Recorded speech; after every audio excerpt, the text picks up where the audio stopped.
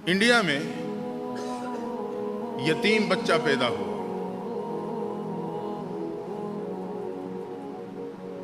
ماں نے اس کا نام قطب الدین رکھا۔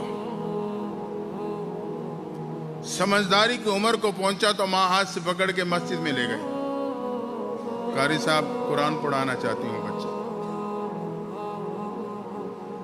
کلاس میں بٹھا دیا، گھر لوٹی،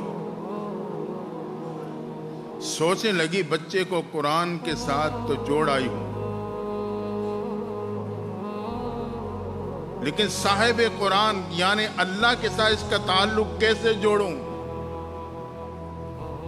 ایک ترتیب ذہن میں آئی، بچے کے آنے سے پہلے ناشتہ تیار کیا، دسترخوان میں لپیٹا، اس کی بستر میں رکھ دیا۔ بچہ پڑھ کے گھر آیا، امی بھوک لگی ہے، کھانا دے دو۔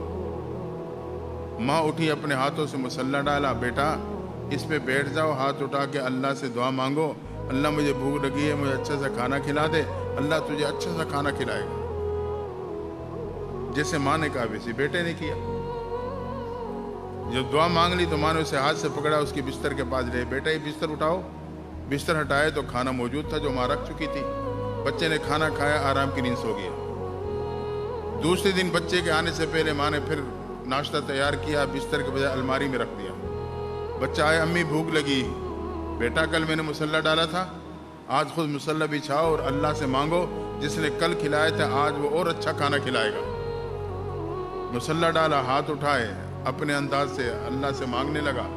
دعا کے بعد بستر کے پاس آیا، بستر اٹھایا، کھانا موجود نہیں۔ ماں نے ہاتھ سے پکڑا، الماری کے پاس لے گئی، الماری کھولی، جہاں ماں کھانا رکھ چکی تھی کھانا موجود تھا، بچے نے اٹھایا، کھایا اور سو گیا۔ چند دن اس ترتیب سے گزرے۔ اللہ کی شان، ایک دن بچہ پڑھنے جاتا ہے، ماں کو پڑوس میں کسی کام کی ضرورت کے بنیاد پہ جانا پڑا، رشتہ داروں کا گھر تھا، گھڑیاں تھی نہیں، ٹائم کا اندازہ نہ ہوا، اچانک خیال آیا ہوئی تو بہت دیر ہو گئی۔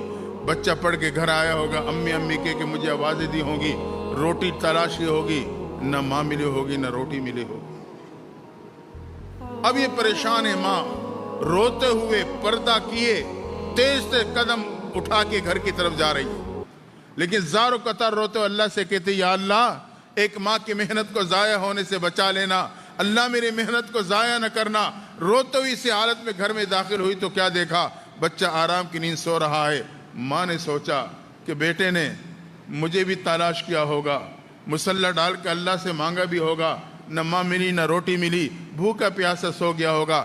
جلدی جلدی ناشتہ تیار کیا، ہاتھوں میں لیا، بیٹے کی سرانے آ کے کھڑے ہو گئی، سر پہ ہاتھ رکھا، کہا بیٹا اٹھو کھانا کھا لو، بہت دیر ہو گئی ہے۔ جب ماں نے یہ کہا تو بیٹا اٹھا، آنکھیں مسلتے ہوئے کہنے لگا، اماں میں تو کھانا کھا چکا ہوں، یہ سننا تھا۔ ماں زاروں قطار رو پڑی، قدموں سے زمین کھسکنے لگی، اللہ تیرا احسان، تو نے میری محنت کو ضائع ہونے سے بچا لیا۔ بیٹا کیسے کھانا کھایا؟ امی جب میں پڑھ کے آیا تو آج مجھے بھوک بھی زیادہ لگی تھی، میں نے آپ کو بڑی آوازیں دی، آپ کہیں نہ ملی، میں نے کمروں میں تلاش کیا، آپ کو نہ پایا، پھر میں نے مصلی ڈال کے اللہ سے دعا مانگی اور گیا، یا اللہ آج تو بھوک بھی زیادہ لگی ہے، امی بھی گھر نہیں، آج تو اچھا سا کھانا کھلا دینا۔ امی دعا مانگے، جب میں نے بستر اٹھایا تو اس میں کھانا موجود تھا، میں نے وہ کھانا کھایا، اس میں اتنا مزہ تھا جو پہلے کسی کھانے میں نہیں آیا تھا۔